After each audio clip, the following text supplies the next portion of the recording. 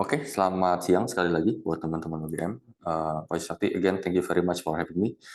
Eh, saya mau tahu nih sekarang berapa orang yang datang hadir ya, as of now? Sekitar 15, Pak. 15. Ya. Oke. So, boleh tolong raise your hand yang udah baca pitch deck-nya, presentation-nya, yang udah sempat baca apa namanya, sampelnya. Ada boleh raise hand siapa yang udah baca? Satu, dua, cuma dua.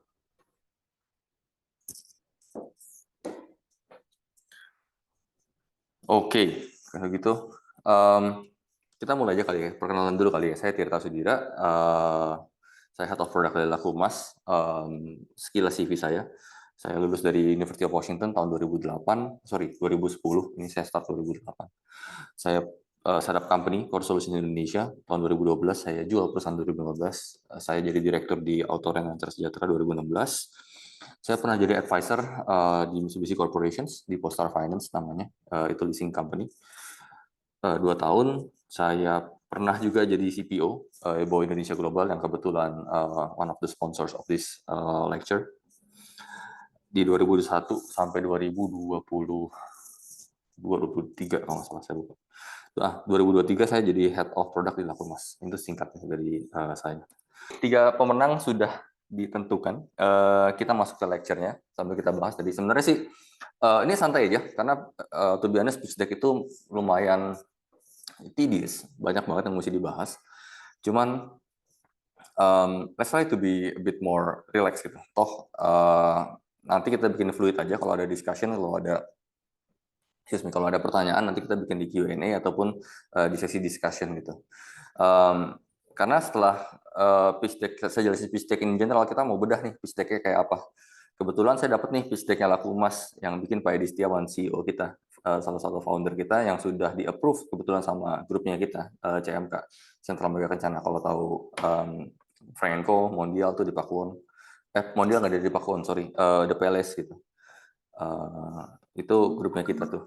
Nah, karena ini memang investasinya besar, tujuannya selaku emas tuh kalau kita bilang emas fisik digital, modal di store tuh 80 M, 80 miliar tuh harus. Terus on top of that kita mesti punya 10 kilo emas ditaruh di clearing house, di di warehouse gitu, di CH. Jadi you can imagine gitu. Jadi untuk investasi ini sebesar apa? Sehingga to be honest, pitch deck yang di sampel yang kalian baca kemarin-kemarin itu sebenarnya udah saya simplify gitu. Asli itu ada 170 halaman lebih. Gitu. Jadi kita bikin fluid aja. Nanti kalau ada pertanyaan, kalau ada questions, kita lakukan setelah kita mulai bedah pitch deck-nya ya. Oke, kita mulai aja kali ya. Oke, so pitch deck sebenarnya cuma dari 2 kata kan, pitch sama deck gitu. Pitch deck itu sebenarnya mulai terkenal gara-gara startup company gitu. Kalau suka nonton film Korea tuh, mungkin teman-teman UGM startup ada yang pernah nonton. Ini kuis nggak dapat 50.000, tapi boleh angkat tangan juga. Ya, kalau udah pernah nonton ya kurang lebih kayak gitu. Sebelum mereka actually minta funding gitu, mereka bikin pitch deck kan. Itu sebenarnya sih udah lama sih. Ini dari 2 kata, pitch sama deck. Pitch itu apa? Itu act of presenting or promoting something. Jadi itu kayak cuman buat promote something aja gitu. Mempromosikan sesuatu, menjual sesuatu. Kedua deck. Deck itu cuma set of slides of sheets of paper. Jadi cuman kayak paper gitu yang dibagiin kalau misalkan kita mulai presentation gitu. Nah, ini kayak di gambarnya kan ada nih itu namanya deck sebenarnya. Di dunia bisnis atau di dunia startup, pitch deck itu jadi apa? Sebenarnya cuma gambaran singkat mengenai sebuah ide, solusi, opportunity maupun proposal yang ditujukan kepada klien atau customer. Jadi pitch deck itu nggak harus minta funding. Kadang-kadang pitch deck itu cuma ingin menjual sesuatu ke customer gitu. Jadi tadi menjawab pertanyaan terakhir Wilson ya, personanya siapa? Client and customer gitu. Customer kalian siapa? Audiens kalian siapa gitu. Jadi kalian mesti pahamin dulu personanya sebelum kalian memulai pitch deck. Kadang-kadang pitch deck itu harus dirubah gitu. Tergantung kita lagi ngomong sama siapa. Contohnya kalau sama Bu Eka, sama Pak Yahya mungkin sedikit lebih rileks bisa gitu kan. Karena mereka cukup cukup rileks orangnya kan. Kalau misalkan kalian udah real masuk ke investor kayak sekarang nih yang saya show nanti, Laku Emas punya pitch deck itu benar-benar sama owner gitu, sama pemilik Sentral Mega Kencana. Itu benar-benar proper. Makanya 170 halaman gitu. Obviously saya nggak bisa share semua karena ada kerahasiaan data dan teman-temannya. Tapi nanti kita bedah satu-satu ya. Oke, itu pitch deck. Tadi pitch deck section juga sudah dijelasin sama teman kita. Tadi siapa yang menangnya pitch deck sectionnya? Again, cuma ada 5 poin sebenarnya. Yang simpelnya, yang simple 5 poin. Pertama harus ada introduction, karena kita mesti kenalan dulu kan. Kita mau ngomongin apa sih gitu.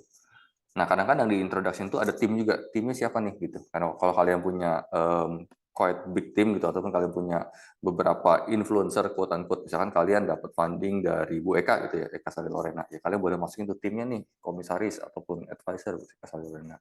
CEO-nya misalkan kalian siapa gitu. Nanti ada CEO gitu, timnya siapa. Itu penting juga. Jadi yang dijelasin bukan cuman industrinya aja kadang-kadang, tapi pengalaman orang-orang pelaksana di industri tersebut itu juga penting gitu. Itu membangun kredibilitas gitu. Kadang-kadang investor itu kan butuh butuh keyakinan gitu untuk taruh duit, apalagi kalau uangnya besar ya. Nah, makanya itu kalau misalkan nggak kenal sama industrinya, kalian nggak memberikan highlight sama industrinya, ataupun bahkan kadang-kadang investor sudah senang sama industrinya, ditambah lagi diberikan kepercayaan bahwa timnya itu bagus, kuat, itu akan membuat interest gitu. Pada saat interest nanti kalian masuk ke value proposition, business, industry analysis, financial projection itu jauh lebih mudah. Ya. Terus yang kedua value propositions, problem and solution. Cuma 2 sebenarnya. Masalahnya apa, solusinya apa. Itu dulu. Baru bisa masuk ke bisnis. Bisnis itu apa? Produknya apa? Produk kalian yang kalian tawarkan untuk menyelesaikan masalah yang ada yang kalian sebut ya sebelumnya di value propositions. Ya, obviously pada saat kalian bilang produk, kalian mesti jelasin tuh operate-nya bagaimana. Terus rencana marketing kayak apa, model pendapatannya kayak apa. Kalau misalkan nggak ada model pendapatan kan, ya itu jadi hobi aja gitu, bukan jadi bisnis. Kalian harus pikir, gitu. Your investors itu sukanya apa? What would they like to learn gitu? Atau what would they like to hear? Solusinya ini, cara ngerjainnya seperti ini, kita mau promosinya seperti ini, nanti dapat uangnya dari sini, dari sini, dari sini. Nanti kita bedah ya. Oke, habis bisnis industry analysis gitu. Itu penjelasan gitu kepada kompetitor, terutama analisa resiko gitu. Kompetitor mesti kasih tahu siapa, terus kalian mesti jelasin apakah nanti ada potensi potensi kompetitor yang akan masuk gitu. Apalagi kalau pemain besar itu kan menjadi suatu resiko gitu. Nah, terus analisa resiko mungkin kan teman-teman UGM juga udah pada ikut lecture-lecture sebelumnya kan. Ada resiko keuangan, ada resiko regulasi, kan kemarin hukum online juga ada ya. Terus ada apa lagi? Lot of things gitu. Ada resiko pasar itu macam-macam. Nah, itu harus dianalisa. Kenapa itu jadi kita prepare gitu. Kalau kita prepare, kita punya jalan keluar yang nanti kita akan bahas lagi di sampelnya. Kalau kita prepare, kalau kita udah punya jalan keluarnya, investor jadi tenang. Oh ya udah tenang aja. Kalaupun itu sampai kejadian, resikonya rendah. Ataupun kalau itu sampai kejadian, kemungkinannya kecil. Kalaupun sampai kejadian, itu sudah ada jalan keluarnya. Gitu. Jadi investor yakin sama apa yang kalian jual gitu. Atau customer yakin dengan apa yang kalian jual. Nah, financial projection. Financial projection juga penting nih. Kemarin kan sempat belajar juga kan dari siapa ya financial projection ya. Itu mesti ada business plan-nya dulu. Kalian mau ngapain, which udah ada tadi kan di atas sebenarnya. Tapi didetailin lagi kita. Terus milestone-nya tahun pertama, tahun kedua, tahun ketiga, 4, biasanya 5 tahun ya. Tahun kelima mau seperti apa gitu. Terus ada forecast-nya. Pendapatan dari mana, berapa pendapatan tahun pertama, kedua, ketiga, keempat, kelima, ujungnya apa gitu. Nah, ini balik lagi customer-nya siapa, audiensnya siapa. Kalau audiensnya investor, mereka pasti pengen profit. Profit dari mana? Contohnya, exit strategi adalah jual perusahaan yang banyak kan, atau IPO, atau net profit positif gitu. Nah, itu kan yang harus dibahas nanti. Gitu. Itu yang harus disiapkan di financial projection. Gitu. Oke? Nah, untuk membuat efektif pitch deck perlu apa aja? Sebenarnya sih ini tips and trick aja sih, tips and trick. Satu, singkat, padat, dan jelas. Itu penting banget karena biasanya investor atau customer itu waktunya terbatas. Gitu. Makanya kalau kita ngomong sales pitch itu biasanya 30 detik sampai 180 detik itu most efficient. Kalau kalian dapat attention di situ itu lebih mudah, as I mentioned. Gitu. Nah, supaya bisa lakukan itu gimana caranya? Ya, satu visual chart and graph itu paling gampang sih. Kasih gambar, kasih visual gitu ya, kasih grafik. Nah, itu membuat orang tuh apa ya? Pandangannya tertuju pada grafik kalian. Kalian mau ngomong apa di grafik tersebut? Which brings me to the third point, storytelling. Gitu. Gunakan tata bahasa yang engaging, attention grabbing gitu. Know your audience. Siapa sih customer kalian?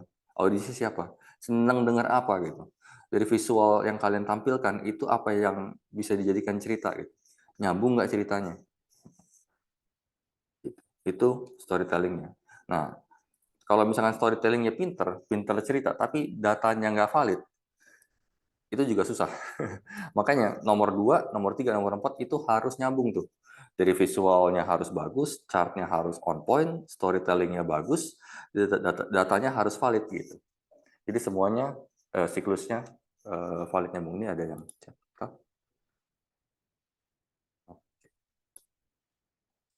Sorry, saya close dulu. Nah yang terakhir, praktis. Sebelum kita mulai presentasi pun, saya mungkin udah ratusan kali presentasi ya. Itu saya harus praktis. Termasuk juga UGM, saya praktis dulu. Makanya kan saya prepare gitu. Saya udah berikan materi ke Pak Isakti pun saya masih belajar lagi apa yang saya bisa rubah, apa yang kurang gitu, apa yang saya harus sampaikan ke kalian gitu, ke teman-teman UGM. Obviously semakin banyak praktis semakin tenang kita, semakin kita tahu alur cerita yang kita mau ceritain apa gitu kan.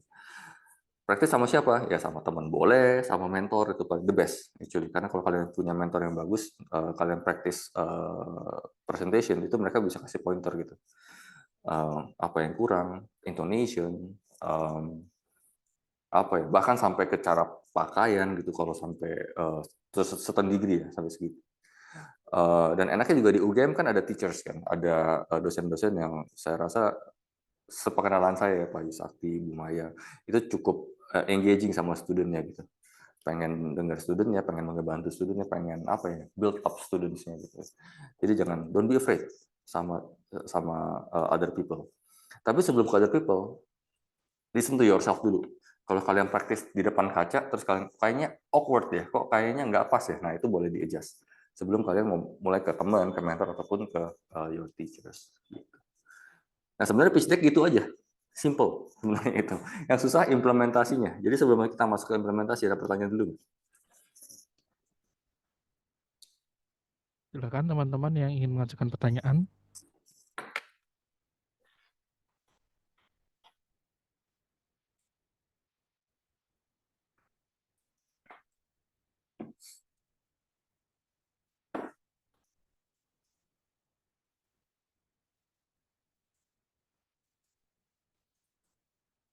Ini questions? Kalau nggak ada questions, saya mau masuk ke jangan tidur ya pas saya lagi lecture bagi. Soalnya ini lumayan berat sessionnya. Tapi kalau misalkan you have any questions, every slides angkat tangan aja. Kita bisa ngobrol. Jadi bentuknya nanti akan discussion. Karena apa? Karena to be honest, nanti kan teman-teman diharuskan untuk buat ini kan, harus buat pitch deck kan untuk final presentation gitu. Untuk bisa bikin pitch deck itu each and every page yang akan saya share nanti itu akan jadi pedoman yang menurut saya sih itu ngebantu banget gitu. Jadi jangan ragu-ragu, jangan malu-malu, ask questions, ask away. Kalau masih malu-malu juga nggak apa-apa, nanti saya kasih email pribadi saya, shoot an email. Oke, tapi jangan tidur ya karena masih ada hadiah satu kali lagi. Oke, so kita masuk ke next session. Kita mau kasih sampel, pitch deck sampel. Kenapa saya mau kasih sampel? Karena ini dari Benjamin Franklin quotes-nya. Tell me and I forget. Teach me and I may remember. Involve me and I learn. Jadi kasih tahu saya, maka saya akan lupa. Ajarin, saya mungkin mengingat. Involve, ajak saya bergabung, maka saya akan belajar. Makanya ini kita akan belajar bareng-bareng. Kita akan bedah laku emas pitch deck-nya. Yang 170 halaman lebih saya coba ringkas gitu ya. Menjadi halaman yang lebih mudah untuk dipahami. Untuk masuk ke pitch deck-nya, mungkin saya jelasin sedikit intro mengenai laku emas dulu, supaya kalian dapat konteksnya gitu. Kita semua dapat konteks, jadi kita bisa berempathize, kita bisa berempati gitu. Kenapa disiapkan atau dibuat seperti demikian. Laku emas itu terdaftar di Bapepti sebagai platform penjual emas fisik digital. Kita merupakan bagian dari Sentral Mega Kencana Group yang tadi Wilson sudah bicara ya. Ada Frank Co, Mondial, The Palace. Mungkin yang mau merit nanti boleh datang ke toko gitu. Laku emas itu didirikan sebagai solusi partner investasi emas. Jadi tujuan kita memang buat investasi. Jadi emas itu sebenarnya kan bisa jadi komoditas. Jadi komoditas bisa jadi alat alat manufacture gitu kan ya, buat perhiasan gitu. Kebetulan karena kita CMK kan. Kali ini kita didirikan sebagai solusi partner investasi, khusus buat investasi. Omni channel, jadi dari online ke offline, dari offline bisa ke online lagi. Mau ke offline lagi juga bisa, putar aja terus. Kita bisa siapin seperti itu. Emang konsepnya laku emas pada saat didirikan itu seperti itu. Solusi partner investasi emas omni channel lewat platform aplikasi, serta lewat penyebaran store dan pabrik CMK di seluruh Indonesia. Jadi memang, again, karena kita online to offline, offline to online, kita mesti punya aplikasinya sebagai solusi, dan kita harus punya store-nya sebagai solusi offline. Gitu. Online-nya itu bisa di-download di aplikasi, di Play Store, di App Store. Kalau untuk offline-nya, kayak penyebaran store di store-store CMK ya, Frank Co, Palace, Mondial. Obviously, selain daripada itu, kita juga bikin sendiri nih butik laku emas gitu. Butik laku emas kita buat untuk mensupport juga penyebaran offline-nya kita gitu, penjualan offline-nya kita. Jadi so far ngerti dulu ya konsepnya laku emas itu apa. Emas digital itu apa? Jadi emasnya tuh sebenarnya ada tuh 1:1 secara aturan. Nah, ini juga nih aturan. Secara aturan Bapepti, karena kita terdaftar di Bapepti, emas kita tuh harus punya 1:1. Jadi pada saat teman-teman beli emas di laku emas, 1 gram misalkan ya, kita harus store 1 gram di Bapepti. Gitu. Di warehouse di ICH. Nah, pada saat kita store itu, kalau teman-teman jual, ya kita bisa jual juga. Gitu. Nah, untuk kita mulai itu harus punya 10 kilo. Jadi tanpa ada yang beli itu kita harus punya 10 kilo. Taruh di situ, di store. Gitu ya. Jadi pada saat nanti kurang kita mesti tambah lagi, kita mesti top up. Kurang kita mesti top up lagi gitu. Nah, 10 kilo itu kan kalau kita perhatiin grafik emas sekarang kan lagi naik terus ya. Ya sekarang lagi sedikit downtrend ya, karena kan ada Trump effect. Cuma secara overall, emas itu naik terus. Nah, makanya itu kalau kita store 10 kilo, itu tuh mungkin sekarang tuh udah 15 M. Ditambah lagi modal di store 80 M. Gitu. Itu harus ada kita gitu. Jadi total investasinya laku emas itu ada 95 M. Nah, itu harus ada. Makanya itu, again, menurut saya ini merupakan pitch deck yang baik gitu untuk dijadiin bahan pembelajaran kalau kita mau masuk ke atau kita mau ngobrol sama investor yang besar gitu. Obviously kalau yang besar bisa, yang kecil juga bisa gitu kan. Nah, ini saya udah breakdown deck-nya jadi lebih simple, jadi simpler gitu ya. Tapi again, kalau ada pertanyaan, stop me anytime karena ini lumayan heavy. Oke, so far again kita mau mulai masuk ke deck-nya. Ada pertanyaan lagi nggak? Oke, cool. Nah, ini deck-nya dibikin Oktober 2017 ya. Gitu. 2017 Oktober di-prepare untuk PT Sentral Mega Kencana. Memang karena itu parent company-nya kita. Jadi CEO-nya Laku Emas, Pak Edi Setiawan itu memang awalnya karyawan CMK. Lalu dia bikin solusi buat teman-teman investor sama customer-customer yang kebetulan merupakan ekosistemnya dari CMK juga. Untuk bikin investasi logam mulia. Again, ini 2017 ya, sekarang udah beda banget. Nanti kita breakdown ya. Nah, ini again, intronya. Mereka kasih grafik-grafik nih. Jadi ada 4 grafik. Sebenarnya banyak sih grafik, ada 9 atau ada 10 gitu, saya lupa. Nah, saya cuma ambil beberapa yang penting aja. Yang kedua di atas nih, ini kursornya kelihatan nggak? Atau saya harus? Iya, Pak. Kelihatan ya ini ya? Ya, jadi yang 2 di atas ini itu kita lihat pasarnya gitu. Dia lihat nilai dana pihak ketiga perbankan DPK gitu. Jadi sumber dana itu dari mana aja gitu, selalu naik gitu di perbankan nih, naik terus tuh. selama 5 tahun terakhir. CAGR ya, Compounded Annual Growth.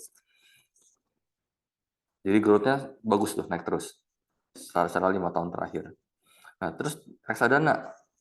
Reksadana, semua tahu reksadana ya? Ada yang nggak tahu reksadana? Semua kan ada yang punya Ajaib, punya Bibit, mungkin Stockbit, ada yang punya reksadana. Nah, nilai reksadana tuh selama 5 tahun terakhir juga naik terus. Dari 2011 sampai 2017 ya. Naik terus.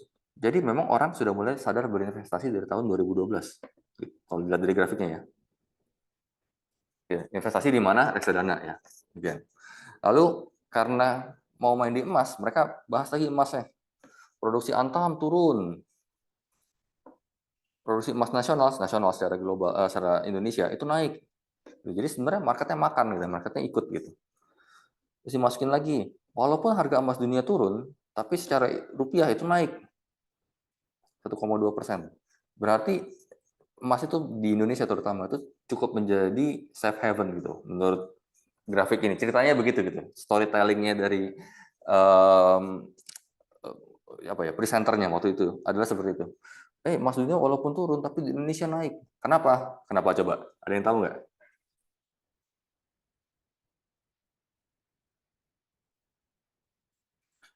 Jadi emas itu dipengaruhi dari harga emasnya sendiri.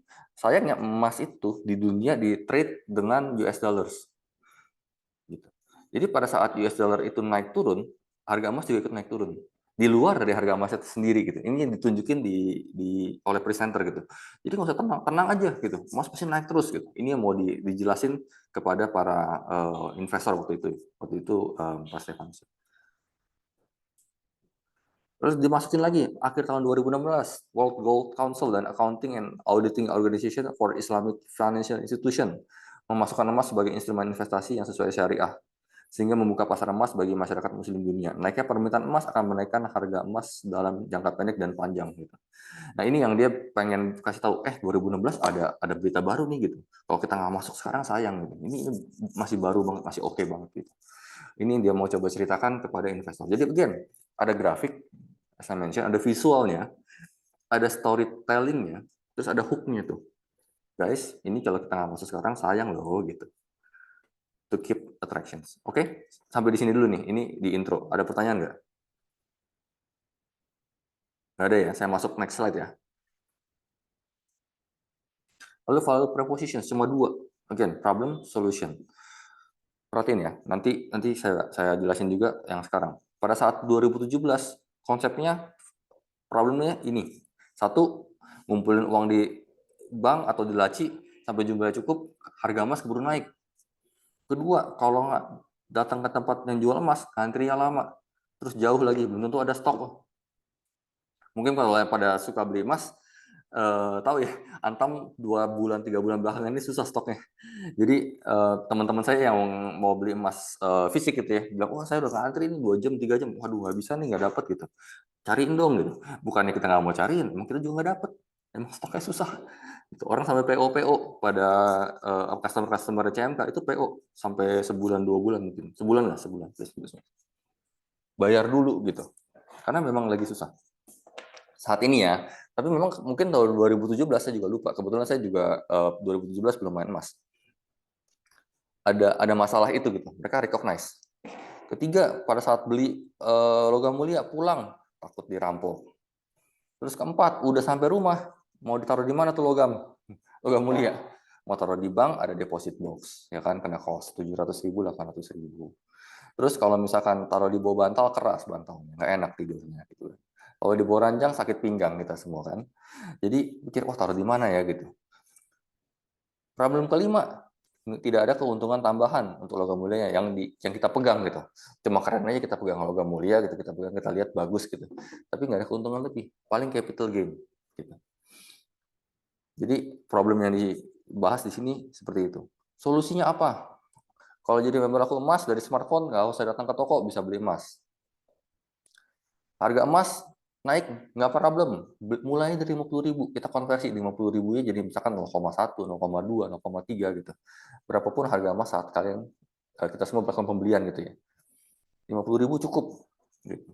Jadi nggak usah ngumpulin sampai 1.500.000, 1.400.000 beli 1 gram emas, nggak harus. Ketiga, kalau sudah nabung secara digital bisa ditukar ke pecahan 5 gram, 10 gram, 25 gram, 100 gram. Kenapa ini menarik? Karena kita ngomong fair, kalau kita ngomong harga emas, ongkos cetak itu dibagi per gram. Ongkos cetak, ongkos sertifikat itu dibagi per gram. Jadi kalau misalkan harga ongkos cetaknya itu atau harga sertifikatnya itu 1 juta, kalau pecahannya cuma 5 gram, yang dibagi itu 1 juta bagi 5 gram, jadi mahal per gramnya kan. Kalau 100 gram ya lebih murah. Makanya itu lebih baik kumpulin dulu emas. Pada saat emasnya udah cukup baru ditukar. Jadi emas fisik kalau memang senang lihat fisik ya gitu. Memang kadang-kadang kan ada ya emas fisik yang special edition atau buat gift atau buat apa ya bisa gitu. Terus keempat, solusi apa? Oh ya, pecahan logam mulianya taruh aja di laku emas. Jadi bisa dapat keuntungan tambahan gitu. Bisa kita titip jual gitu. Kita bisa bisa digadain lagi gitu, macam-macam kan. Nah, itu yang solusi yang diberikan untuk problem yang disebut di slide sebelum di value proposition. Again, simple. Ada problem, kita selesaiin. Ada problem, kita selesaiin. Gitu aja. Di value proposition. Ada pertanyaan lagi nggak?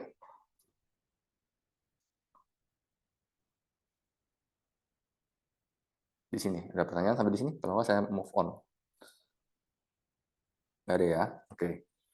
Nah, baru kita masuk ke produknya sendiri. Solusinya apa gitu yang kita bisa offer? Produk yang kita mau jualin apa? Bisa menghasilkan uang nggak dari solusi ini gitu?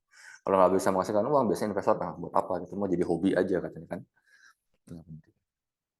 Nah, produknya, jadi kita punya 3 solusi. Tabungan emas, cicilan emas, sama titipan emas gitu. Waktu itu, obviously ini bukan bentuknya nggak gini ya. Kalau kalian mau lihat, nah nanti saya kasih lihat. Itu ada 170 halaman. Itu bentuknya belum modern kayak gini. Saya bikinnya pakai Canva. Saya simplify itu supaya lebih mudah untuk dibaca. Tapi kalau misalkan aslinya nggak begini bentuknya. Tapi isinya sama. Gitu. Saya udah recap.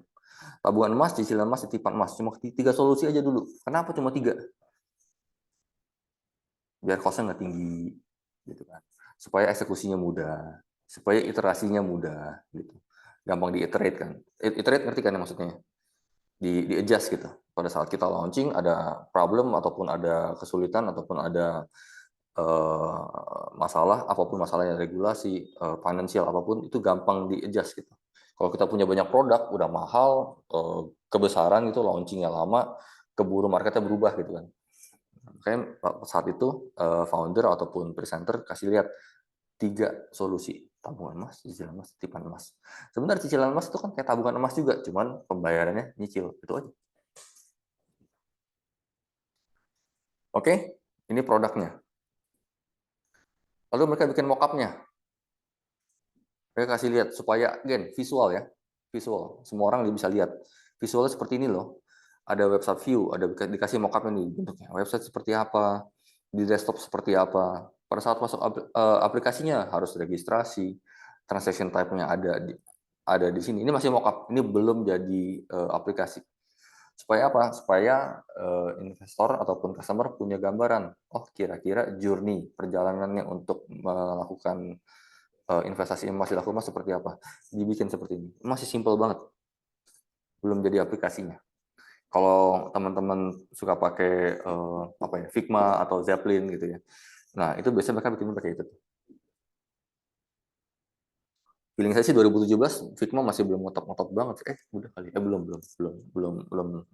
ngetop sih. Belum se user friendly sekarang. Gitu. Jadi jelasin, oh registrasi bisa ngapain aja.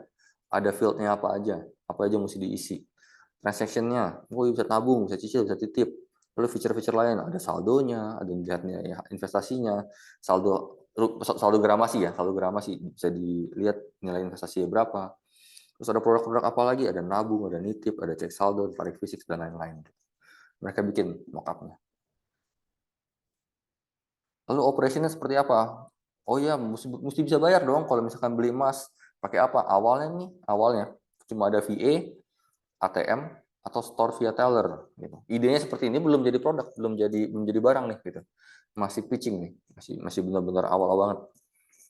Again, belum ada produk udah minta 80 miliar tambah 10 kilo emas. Nah, ini bentuk bentuk pitch deck-nya nih.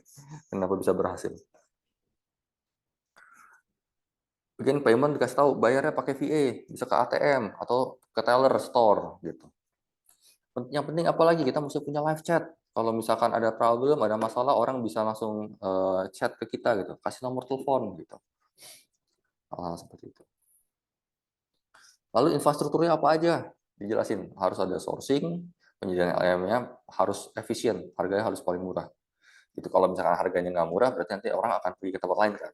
Ngapain beli yang digital, beli yang fisik aja. Karena again, pada saat 2017 yang namanya emas digital itu belum common.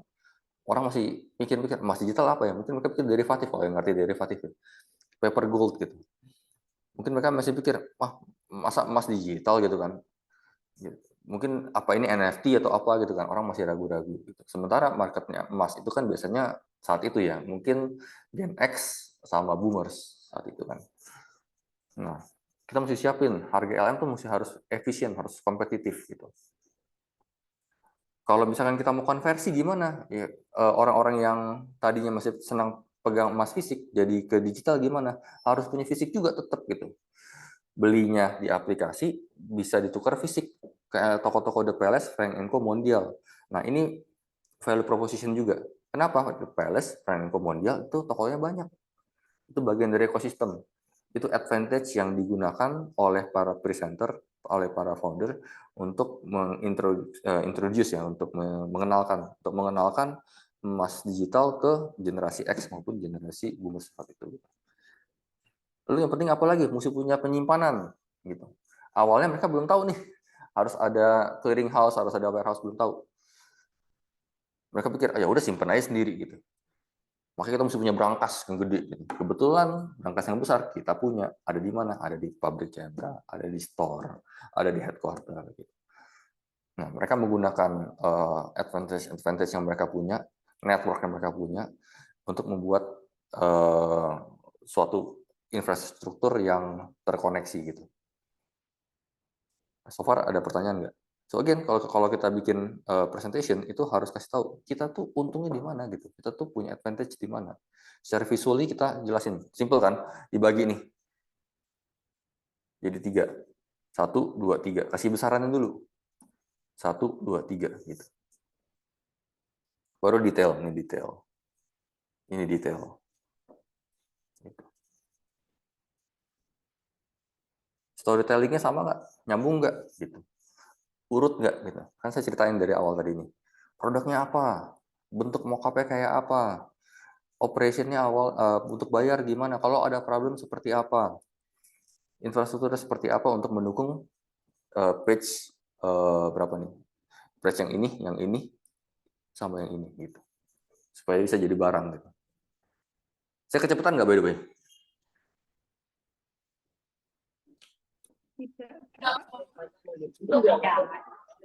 Oke ya. Ada pertanyaan nggak? Kalau ada pertanyaan raise hand.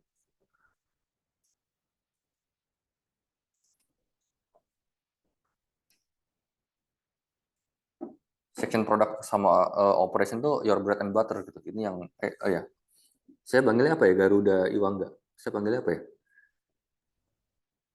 Ya, dipanggil Iwang aja nggak apa-apa, Mas. Nggak apa-apa, Mas. Iwa. Panggil Iwang. Oke. Ya. Gimana Pak? Oke, Mas. Ini mau tanya kalau misalnya pitch deck untuk usaha B2B itu apakah di storytellingnya dia ada perbedaan dengan pitch deck yang untuk B2C gitu, Mas? Untuk Sebenarnya bagian secara oke, itu masih ada pertanyaan lain nggak? Maaf, saya tampung dulu. B2B atau B2C ada beda nggak ya gitu ya? Terus? kalau dari saya itu aja, Mas. Oke. Mungkin nanti saya bisa jawab di section berikutnya, Iwan. Cuman gini, simpelnya begini. Memang yang membedakan B2B sama B2C apa? Ayo apa? Yang membedakan B2B dan B2C? Kalau kalau setahu saya kalau B2B itu lebih ke solution yang diperlukan oleh perusahaan. Jadi lebih Yes. teknis dan juga lebih gimana ya, ada beberapa hal yang lebih ditekankan ketimbang di B2C gitu Mas. Oke, good. Um, Sesuai namanya ya, B2B, business to business gitu. B2C itu business to customer. Jadi memang marketnya beda. Yang membedakan cuma marketnya aja gitu. Tapi semua bisnis punya masalah nggak? Punya. Punya solusi nggak? Punya. Gitu. Customer sama, retail juga sama, punya masalah nggak? Punya. Punya solusi nggak? Punya. Kalau kita tahu masalahnya apa, kita tahu solusinya apa, kita tahu produk apa yang bisa menyelesaikan solusi tersebut, nah artinya kita punya barang gitu. Nah memang nanti secara market research dan teman-teman itu approach-nya beda banget. Gitu. Jawab pertanyaannya. Nah, that's a very good question karena ini akan masuk ke section berikutnya kebetulan. Oke, ada pertanyaan lagi nggak?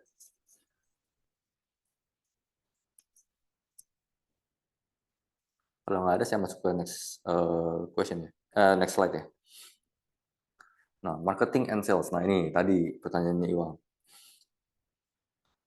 Target pasarnya siapa nih? Kebetulan kalau kita ngomongin laku emas, targetnya saat kemarin ya 2017 itu B2C. Gitu. Makanya riset nih, target pasarnya siapa? Pria dan wanita. Karena memang yang beli emas kan nggak cuma wanita aja, nggak cuma pria aja kan. Pria dan wanita. Nah, terus target marketnya buat tabungan umur 25 sampai 35 tahun. Buat titipan 35 sampai 50 tahun. Nah, ini kebetulan presenter kerjasama ya. Ada beberapa perusahaan research gitu yang lakukan ini sehingga mereka bisa mengambil satu kesimpulan bahwa ini tuh yang penting gitu. Again, ini kan untuk 80 M ya. Modalnya gitu. Secara aturan Bapepti memang harus gitu gitu. Plus 10 kilo juga gitu yang harus di store. Nah, itu memang jadi mereka benar-benar research-nya cukup deep gitu. Kalau mungkin cuma 200 juta, 300 juta, mungkin investor lebih mau ambil resiko mungkin ya, karena angel kan bentuknya. Mungkin nggak harus sedip ini gitu. Cuma di sini kalau kita see overall presentation atau pitch deck itu cukup deep. Dan paling penting apa? Location-nya. Location di mana? Di kota dengan CMK Store. Harus punya CMK Store karena itu kita punya advantage. Gitu.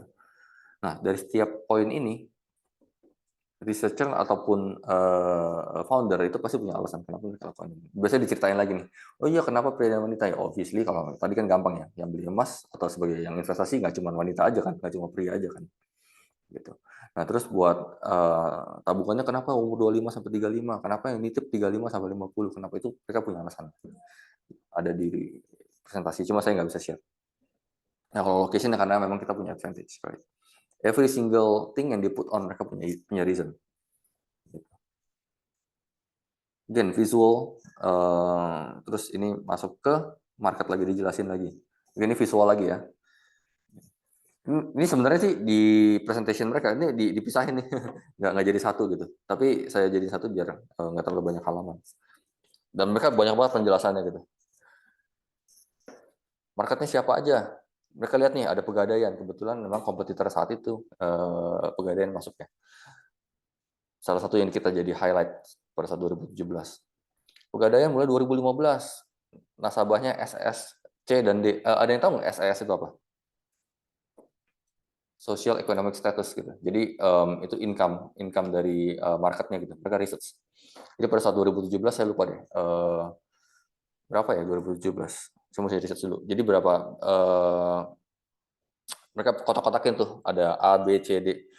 A paling tinggi, income-nya paling tinggi gitu. D makin rendah. Gitu.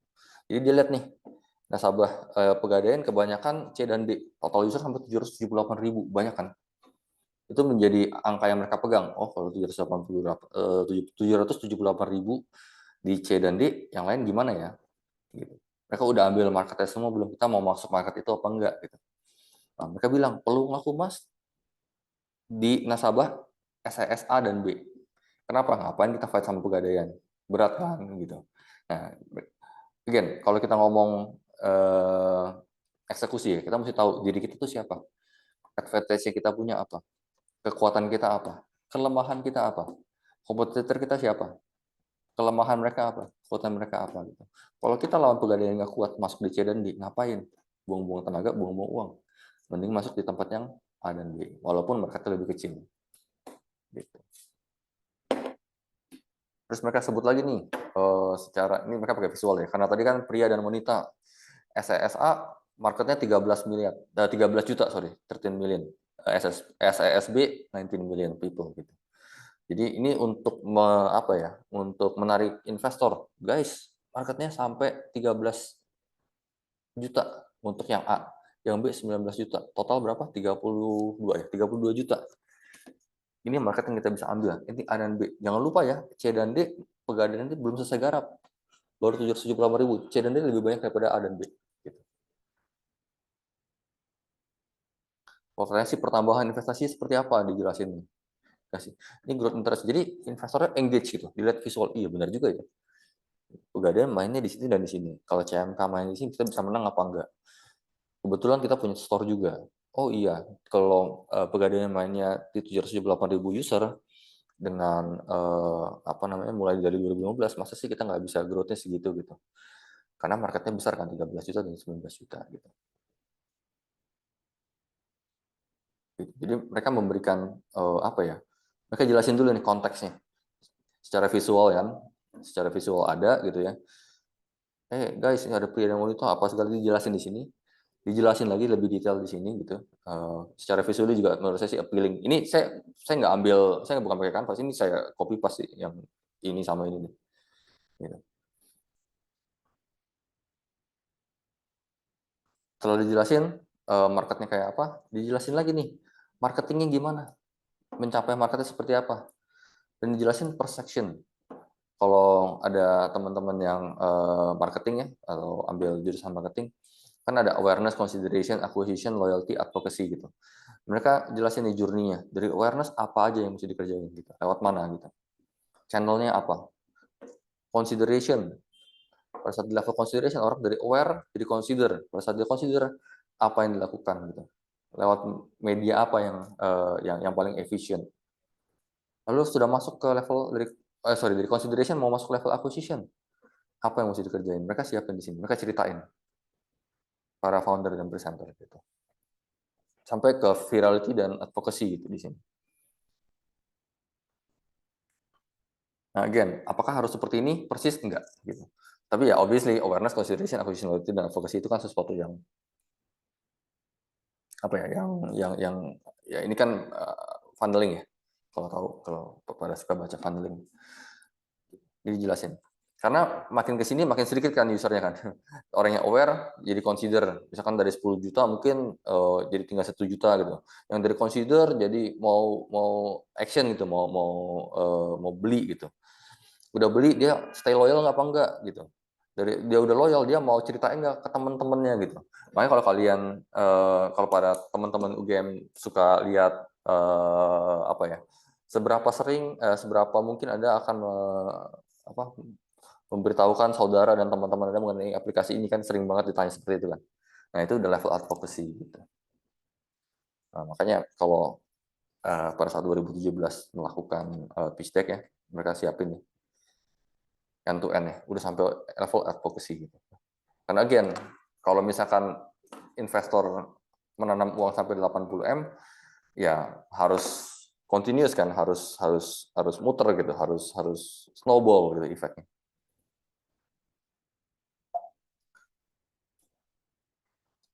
Lalu marketing dibagi jadi dua sama mereka. Ada yang channel online, ada channel offline. Dibagi lagi di masing-masing level. Pengaruhnya besar apa enggak? Berpengaruh, fee-nya satu, kalau fee-nya dua sangat berpengaruh. Dibagi lagi nih di sini. Jadi investor ngerti arahnya mau kemana nih gitu. Online apa offline?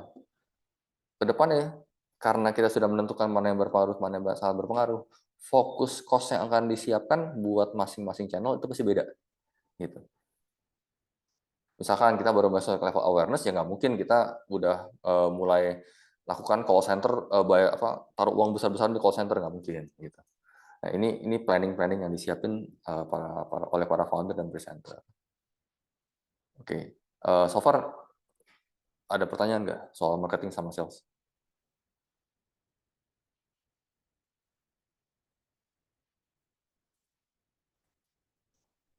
Jadi tadi mudah-mudahan menjawab pertanyaan Iwang ya. Jadi kan membedakan B2B sama B2C tadi apa? Again, marketnya aja. Market research jadi beda nih.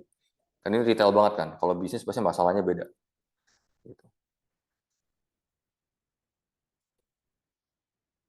Mungkin kalau secara loyalty, level loyalty ataupun consideration bisnis biasanya sih sudah punya consideration, jadi awareness-nya nggak terlalu banyak sih. Ya gitu-gitulah. Pasti banyak. Oke, Wilson, ada pertanyaan, Sen? Mungkin izin tanya, mungkin tadi kan terkait apa ya, kalau untuk customer ini ya segmentasinya tadi kan ada dua ya, yang untuk tabungan dan penitipan itu kan beda usia. Iya. Nah sejauh ini kalau dari pihak Humas ada nggak kesulitan untuk apa ya mengadres masalah itu dengan ibaratnya dengan dua tipe customer persona yang beda itu kayak ada kesulitan nggak sih untuk kayak bisa apa ya membangun relation dengan kedua segmentasi itu maksudnya dua dua tipe yang beda gitu loh, yang untuk tabungan dan yang penitipan itu ada kesulitan nggak dari pihak Humas gitu? So first of all, ini masih pada saat ini pitch deck ini belum ada barang ini. Laku Mas belum jadi, perusahaannya belum ada, aplikasinya belum dibuild, struktur organisasi pun belum ada, uangnya juga belum ada gitu. Ini baru minta duit nih kasusnya gitu. Jadi pada saat para founder melakukan dua segmentasi tabungan dan titipan, mereka berangan-angan aja, oh kira-kira hipotesa saya seperti ini, didukung dengan data seperti ini. Saya balik lagi ya, sorry agak jauh. Nih ke sini. Gitu. Mereka punya penjelasan bahwa problem dan marketnya seperti apa tadi, pria wanita, umur berapa dan teman-temannya gitu. Terus mereka punya data mendukung hipotesa mereka tuh. Hipotesanya apa tadi? Oh, kalau misalkan tabungan itu 25 tahun sampai 35 tahun, titipan 35 tahun sampai 50 tahun gitu. Itu dulu basicnya. Nah, pada saat itu ya, pada saat sekarang jujur ngomong bisnis sudah sedikit berubah. Ini teman-teman UGM pertanyaannya bagus-bagus ya, karena nyambung nih sama yang saya mau ngomong nanti.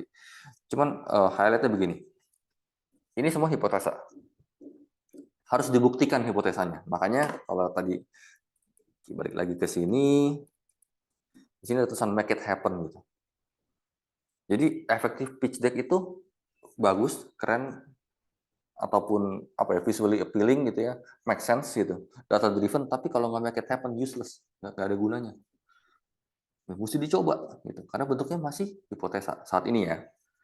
Obviously kalau misalkan sudah terbukti gitu ya, kalian bisa masukkan, kita ya sebagai founder atau co-founder bisa masukin tuh pembuktiannya. Oh, penjualan naik sekian, growth-nya sekian, nah itu beda.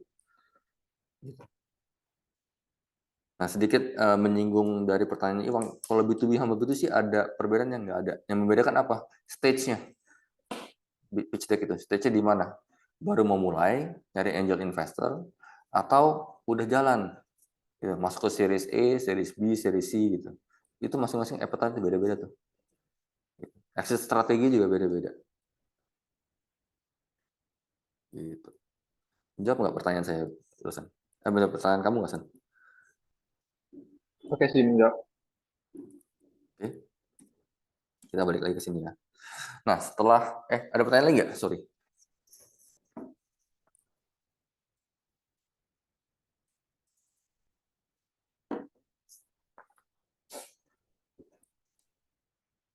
Oke, kalau nggak ada pertanyaan lagi, saya lanjut lagi ya. Setelah kita punya market analisanya, setelah kita tahu mesti ngapain, kita bikin nih, kita akan keluarin cost di sini nih, di marketing seperti apa, penjualan seperti apa gitu, kita punya costnya. Tapi kalau nggak ada revenue, nggak ada pendapatan ya, investor pasti nggak mau kan ya. Makanya dijelasin lagi nih, model pendapatannya. Kita akan dapat duit dari mana sih gitu. Buat Laku Emas saat itu ya, buat pada saat bikin hipotesa pitch deck ini, ada 5 nih. Ada margin dari selisih harga beli kita di pasar sama harga jual kita ke customer. Satu, oh ya kita bisa bagi hasil kalau misalkan teman-teman mau melakukan titip jual gitu. Ada biaya withdrawal, gitu. Ada biaya admin. Kalau misalkan emas digital mau dicetak, gitu. Itu menjadi apa ya? Menjadi model pendapatannya. Nah, to be honest nih ada angkanya di sini. Berapa nih margin yang mau dikasih? Itu ada risetnya. Saya nggak bisa share di sini karena ya NDA. Tapi ini highlightnya begini. Mereka jelasin nih, masing-masing margin kenapa kasih cost-nya sekian gitu. Market bisa terima nggak kalau kita kasih cost sekian, hal-hal gitu. Again, mereka bagi per section. Model pendapatannya nanti akan masuk ke financial statement dia di ujung. Gitu.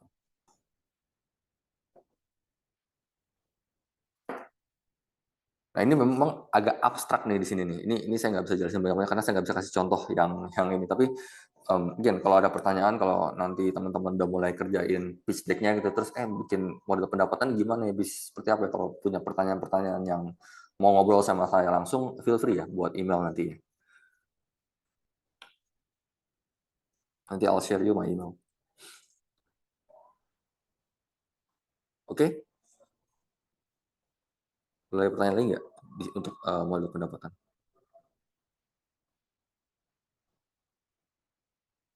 Again, ini salah satu deck yang cukup penting sebagai investor, pengen tahu kalau kita keluarin uang, kita bisa dapat uang balik nggak gitu kan? Gimana cara dapat uang baliknya dari sini nih? Dari margin kah, dari bagi hasil, kalau withdraw di charge bisa apa enggak gitu. Oke? Oh, Alfiana ada pertanyaan? Ya Pak, izin bertanya, kalau di bagian model pendapatan ini tuh apakah termasuk perhitungan atau kalkulasi cost biaya, biaya produksi, kemudian nanti keuntungan berapa dan lain-lain yang rinci gitu sebenarnya, atau cuman dari mana kita dapat keuntungan gitu? Kalau di model pendapatan itu cuman mau memberitahu, tujuannya adalah memberitahukan investor bahwa kalau kita melakukan penjualan di sini gitu ya, itu kita yakinkan ada pendapatan yang kita bisa terima. Dari pendapatan itu kita bisa lakukan apa? Maksudnya kita dapatnya dari mana aja gitu. Misalkan apa ya? Misalkan Alfiana jualan apa ya? Jualan apa nih? Jualan kue nggak sih? Bisa jualan kue. Nah, jualan kue pendapatan dari mana? Misalkan penjualan kue. Oh, ternyata kuenya laku banget. Kita bisa pasang iklan gitu, contohnya. Jadi kalau misalkan ya kayak misalkan kita ngomong sebutlah ya Gojek atau Grab gitu kan, mereka suka ada iklan kan di mobil di belakangnya gitu kan.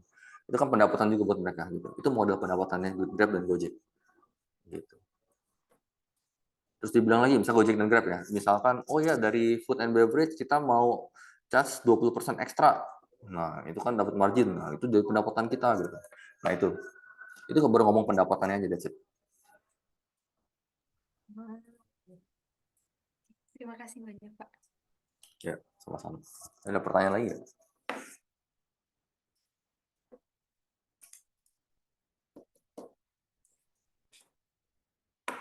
Oke, kalau nggak aku next ya. Oke, sekarang kita masuk ke industri analisis. Industri analisis itu apa aja? Pertama, harus ada competitor analisis. Ini penting banget. Karena by nature investor itu apa ya? Investor itu kalau saya bilang paranoid salah kali ya. Ya, mereka paranoid gitu. Mereka mikirin kalau saya taruh uang, balik nggak uangnya gitu. Itu selalu begitu.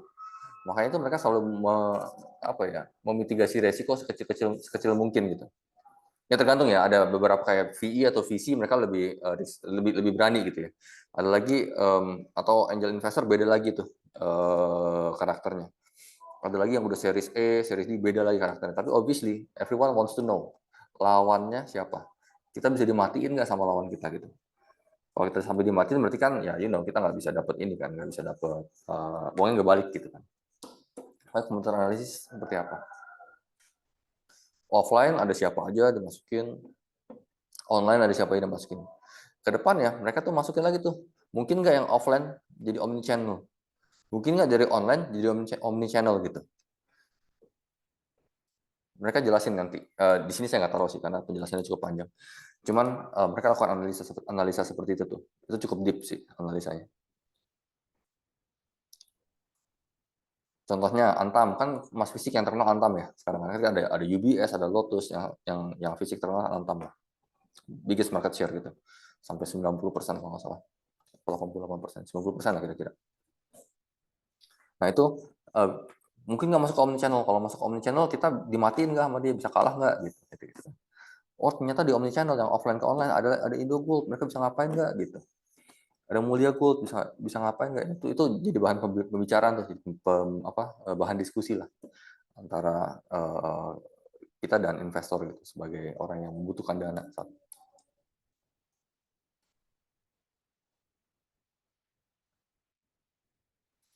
Nah, kalau kita udah kasih tahu investor kompetitor itu siapa aja, kita mesti kasih tahu, tenang aja investor, kalau kita head to head sama mereka, kita nggak akan kalah gitu. Nah, makanya dijelasin nih, di list down nih top 10 lah ya, biasanya sih top 10. Keuntungan kita apa aja, kita menang di mana aja. Oh, kita punya pusat, punya cabang, di mall kita ada, di tempat lain yang mungkin nggak ada gitu ya.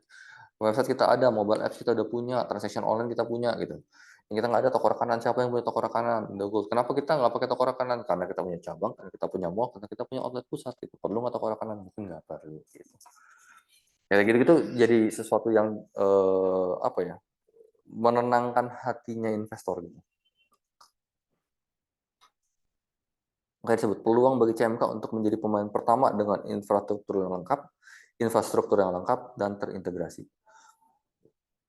Dengan satu kata ini dan satu visual ini, sebagai founder ataupun sebagai presenter ingin menenangkan hati investor, guys, tenang aja, kalau uang masuk dan kita harus compete, kita nggak akan kalah karena kita punya ini.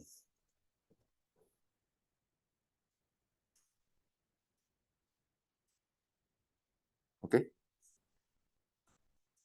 Ini kompetitor analisis sama kompetitor advantage. Ada pertanyaan dulu nggak di kompetitor?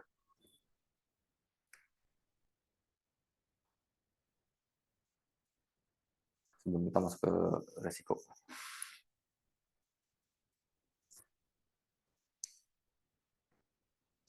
Oke, kita masuk ke resiko ya. Sorry ini agak panjang. Risk management. Risk management juga penting ya. Again, investor terus apa ya? Paranoid again.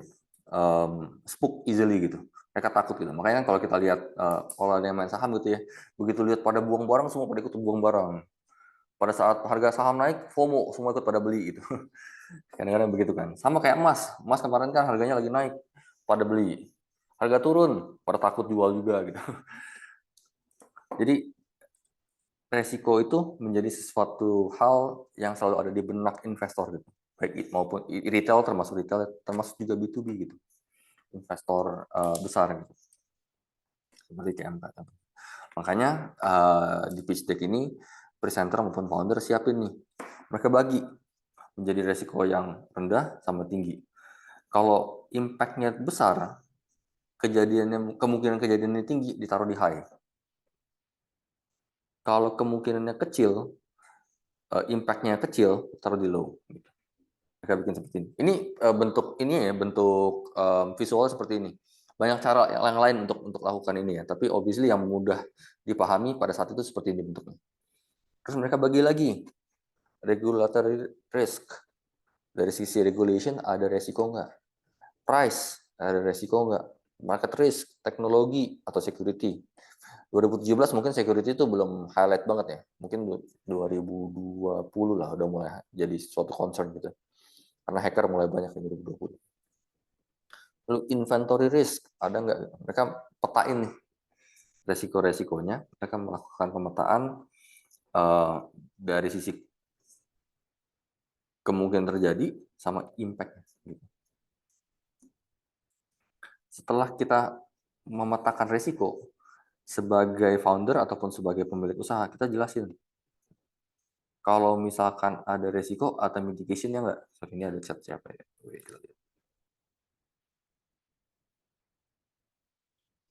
Oke.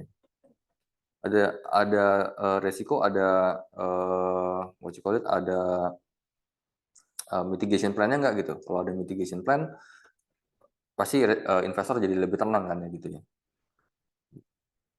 Dikasih tahu rencana mitigasi untuk risiko tinggi apa aja ya? Pasti yang tinggi dulu kan, supaya investor dulu risiko rendah seperti apa gitu, supaya investor juga tenang. Oke, udah mau habis nih. Ada pertanyaan nggak?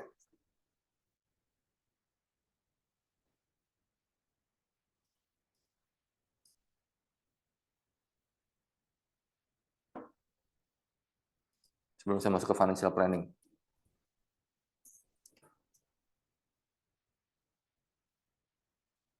Oke, kalau nggak ada, kita masuk ke financial planning. Nah, obviously financial planning saya nggak bisa share banyak-banyak karena angkanya banyak, satu. Terus kedua, a bit overwhelming. To be honest, buat saya untuk ngerti aja belajarnya itu lumayan lama. Karena ya karena harus ngerti sedikit accounting, harus ngerti sedikit finance, itu harus ngerti sales gitu kan. Terus mesti ngerti konsep bisnisnya juga gitu kan. Nah, untuk masuk ke financial planning, jelasin dulu nih target marketnya siapa, dapat duit dari mana aja gitu.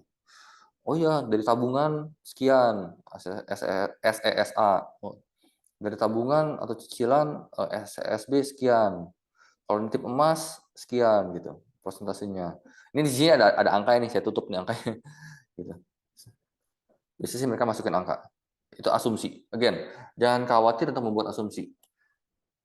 Tapi jangan terlalu pede asumsinya itu bisa dipatahin oleh data-data yang dipunya sama investor. Again, biasanya investor, apalagi investor besar, mereka punya teman, mereka punya banyak kenalan, sering ngobrol, mereka ngerti market gitu. Apalagi mereka mau investasi 80M, mereka banyak banget pertimbangannya gitu. Jadi mereka harus yakin kita tuh nggak ngecap gitu, kita tuh nggak bohong gitu. Dan again, confidence-nya dari investor begitu turun itu susah banget naik.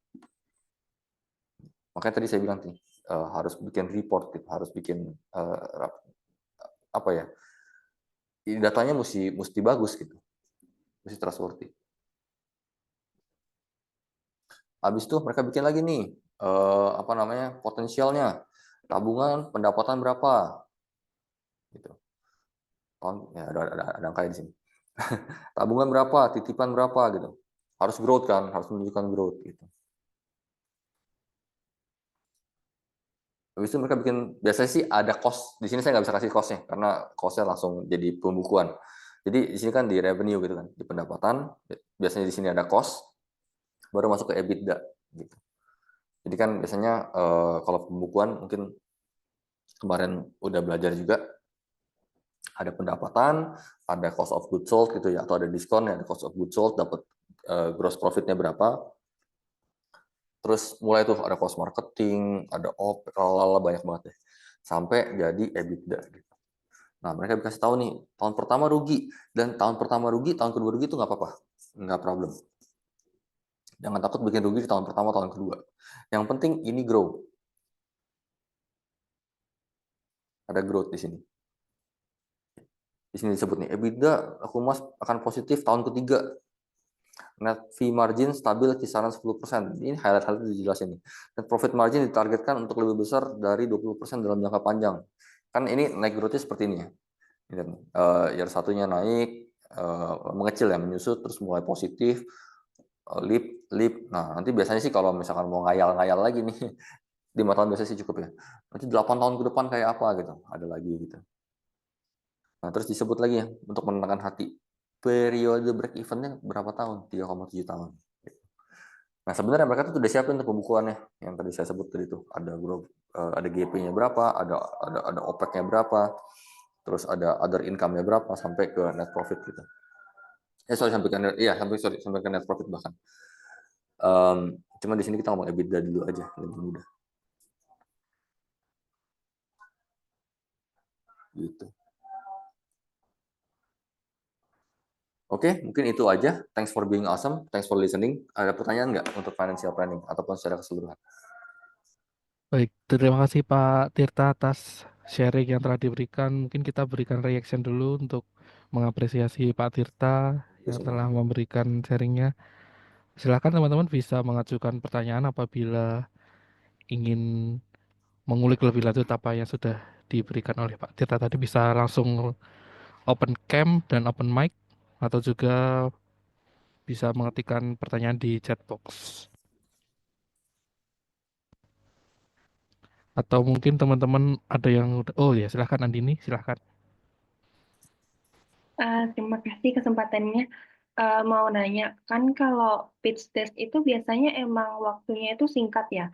Nah, sedangkan eh, bisa dibilang isinya tuh lumayan banyak ya, walaupun cuma 5 ini tadi, tapi kan banyak itu ya data-datanya. Nah, gimana? Sebenarnya harus sedetail apa sih data yang kita tampilkan, angka-angkanya dengan waktu yang sedikit itu, terus gimana caranya biar kayak misalkan kayak di sesi pitch desk itu kan memang biasanya banyak bersama dengan banyak orang lain yang sama-sama mau presentasi bisnisnya. Nah, gimana caranya biar bisnisnya itu lebih stand out, presentasinya tuh bisa nggak bosenin, nggak boring bagi orang juri atau calon customer yang udah dengerin pitch deck sebelumnya gitu. Um, sebenarnya kalau kembali lagi ini kan untuk investasi 80M plus 10 kilo itu tuh. Jadi obviously mereka benar-benar rigorous gitu. Research-nya panjang, terus mereka hire consultant buat make sure data mereka valid, hal-hal seperti itu. Karena 80 miliar. Kalau untuk bisnis yang lebih kecil, mungkin sedikit lebih relax gitu environment-nya. Terus balik lagi, audiensnya siapa gitu. Kalau angel investor contohnya misalkan kadang-kadang angel investor kan friends and family ya gitu. Mungkin nggak harus segini dalam gitu omongannya gitu. Karena kan trust-nya sudah ada sebenarnya gitu. Selama everything makes sense ya itu lebih mudah gitu untuk dijelasin. Nah, tapi balik lagi sih, as I mentioned tadi kan ada beberapa poin tuh yang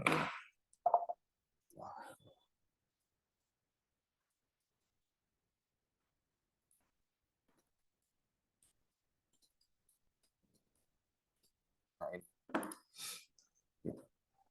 Harus data driven gitu. Investor senang banget lihat data.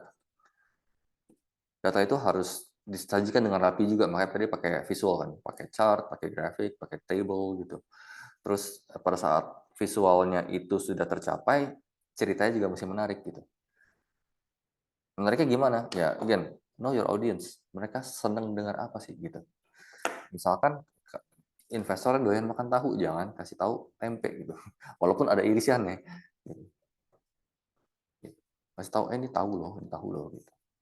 Kalau misalkan investor senangnya ini contohnya ya, ada beberapa investor exit plan selalu IPO, makanya dia semua peduli sama revenue, sama growth, sama GMV bahkan dulu ya, banyak banget yang kayak gitu tuh, makanya banyak startup yang fail gitu, cuma peduli sama GMV, makanya semua founder ngomongin GMV, kasih diskon nggak peduli mereka, pokoknya GMV aja. Gitu.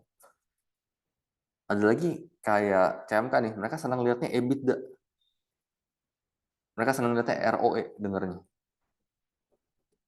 Return on equity, itu yang mesti dibahas, makanya pada saat bikin financial itu lumayan dalam nih ini, makanya saya nggak bisa kasih banyak-banyak di sini unfortunately gitu, karena bener-bener apa ya, detail banget gitu.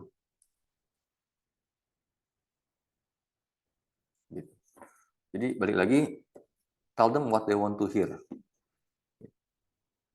itu akan membuat kamu stand up. Tapi ya again, kalau storytellingnya nggak pede gitu, storytellingnya apa ya, ngulang-ngulang gitu, boring, itu juga nggak bagus kan. Jadi presentation itself has to be good.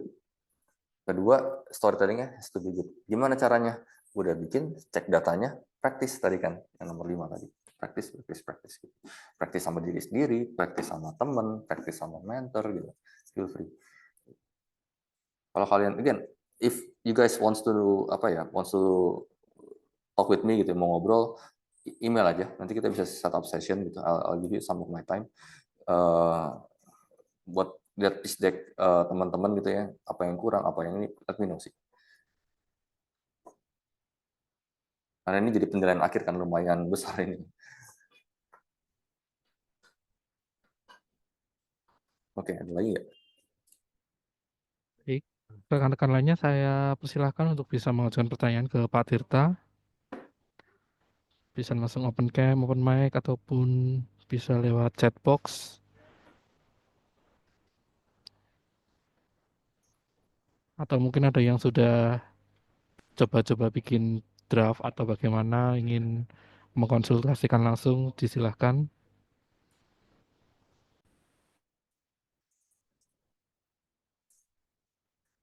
Di chat ada ya. Sama-sama Andini.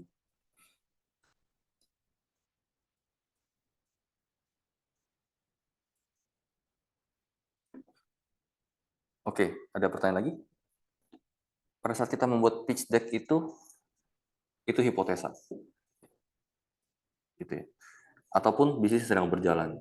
Seiring berjalannya waktu, itu kita harus melakukan iteration, kita harus adapt, kita harus agile, gitu, kita harus berubah. Gitu. Jangan karena kita menemukan satu halangan atau rintangan, terus kita nyerah aja itu, enggak gitu. Obviously, pada saat laku emas di propose itu ya, keuntungannya itu sebenarnya kan tadi tabung, terus cicil itu bentuk simpanannya ya. Gitu. Ternyata sekarang kita bisa jual emas juga, langsung jual gitu. Kenapa gitu? Ternyata margin yang tadi kita harapkan dapat orang pada saat melakukan simpanan, dapatnya di sini dari buy and sell gitu.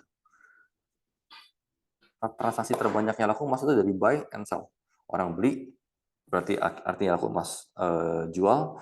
Pada saat orang jual, laku emas beli. Margin yang kita dapat dari situ tuh.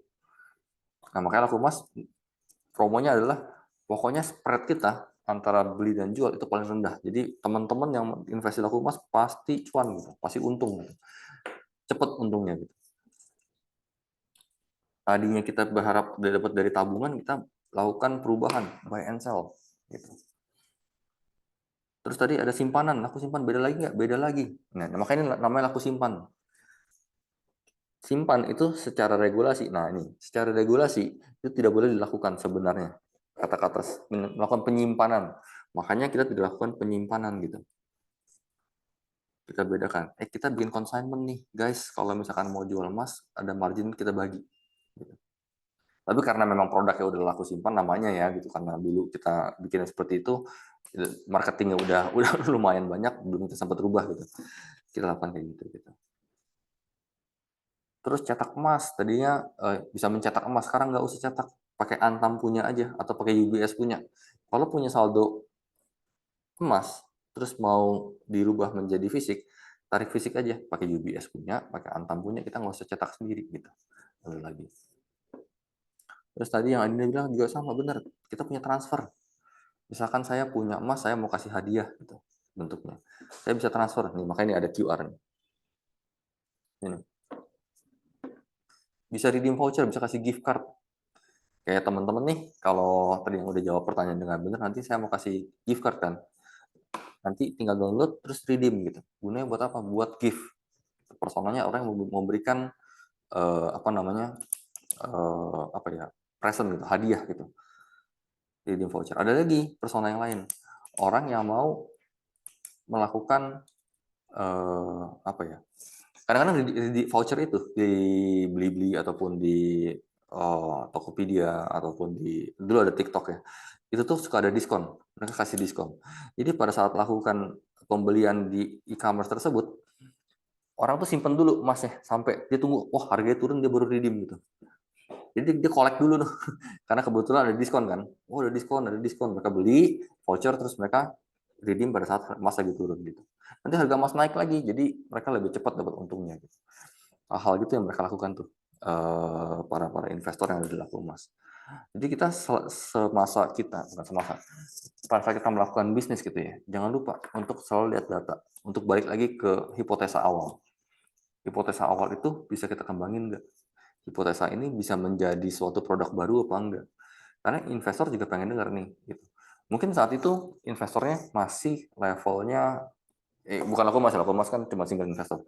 Pada saat itu investornya masih angel, family and friends. Pada saat naik level, masuk ke series A gitu. Apakah investor itu mau dengar cuman pendapatan dari produk yang ada? Enggak, mereka mau tahu bisa dikembangin kemana, marketnya bisa masuk kemana lagi gitu. Makanya jangan stop untuk bergerak. Gitu. Pada saat kita punya bisnis, pada saat sebenarnya sih bukan cuma di bisnis aja sih, di hidup juga seperti itu kan. Pada saat kita ketemu masalah, pada saat kita ketemu problem gitu, apakah kita berhenti, apa kita fight, apa kita nyerah? Yang come out on top adalah orang yang nggak nyerah, yang bisa bermanuver gitu. Bukannya ketemu masalah, nabrak tembok nih, nabrak gitu, maju aja terus, lakukan hal yang sama, enggak, belok gitu, geser dikit gitu. Supaya bisa ketemu jalan keluar baru. Nah, jadi ini terakhir nih advice buat teman-teman semua. Again, pitch deck is one thing. Pada saat kalian setup bisnis, pada saat kalian mulai, ya bukan kalian aja sih, kita semua lah ya. Pada saat kita semua melakukan sebuah project gitu ya. Terus gagal, jangan sebut gagal lah, mandek lah ya. Jangan berhenti, keep digging aja, cari jalan keluar. Saya yakin sih pasti ada jalan keluar sih. Jangan dibiarin aja kita. Oke, mungkin itu sih dari saya.